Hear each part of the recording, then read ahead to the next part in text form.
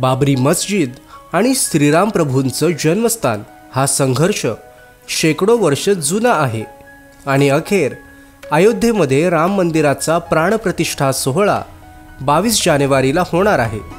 संपूर्ण देशातील लोक या निमित्तानं आनंदोत्सव साजरा करणार असून जगभरातील लोकांच्या नजरा ह्या भव्य राम मंदिराच्या सोहळ्याकडे लागून राहिल्या आहेत।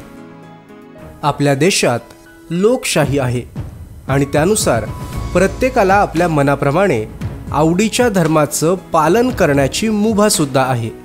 पण अनेकदा आपल्या देशामध्ये हिंदू मुस्लिम हा संघर्ष पेटलेला दिसतो। आपल्या देशात धार्मिकतेला पुढे करत अनेकदा धर्मांध राजकारण सुद्धा केलं जातं।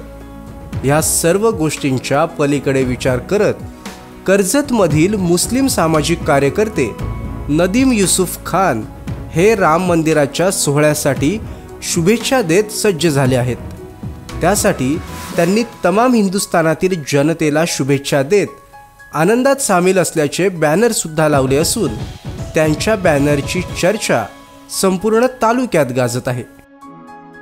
धर्म, जात, पात आणि त्यातील भेदभाव हा कधीही शाळेत शिकवला गेला नाही आणि कधी माझ्या घरातही शिकवला गेला नाही।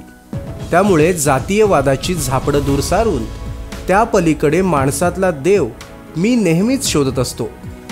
माझा जो काही धर्म आणि जात आहे ती 4 भिंतीच्या आत। समाजात वावरताना आणि समाजासाठी काम करताना माझ्या आसपासची लोक ही माझ्यासाठी देव असतात। आम्ही शांततामय वातावरणानं सर्व धर्म समभावाची ज्योत मनामध्ये पेटती ठेवून सर्व सण साजरे करतो आणि आनंदात सहभाग घेतो। राहिला प्रश्न धर्मांध लोकांना उत्तर देण्याचा। जर ईदला मला माझे हिंदू बांधव शुभेच्छा देतात तर माझ्या हिंदू बांधवांसाठी सर्वात मोठा सोहळा असणाऱ्या राम मंदिराच्या प्राणप्रतिष्ठेसाठी मी शुभेच्छा का देऊ नयेत? प्रत्येकाने जातीयवादाचा पगडा दूर करून समाजात वावरलं पाहिजे, जेणेकरून सर्व धर्मातील एकोपा कायम टिकून राहील। फक्त बॅनर पुरता जल्लोष नाही तर प्रत्यक्षात सुद्धा रामलल्लांचं आगमन होतंय।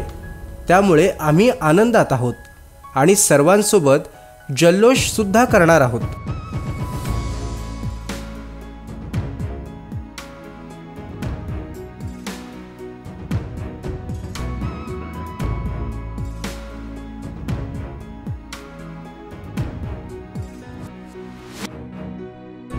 ताज्या बातम्या आणि लेटेस्ट अपडेट्ससाठी आजच सबस्क्राइब करा कर्जत विकास यूट्यूब चॅनलला आणि बेल आयकॉन दाबायला विसरू नका।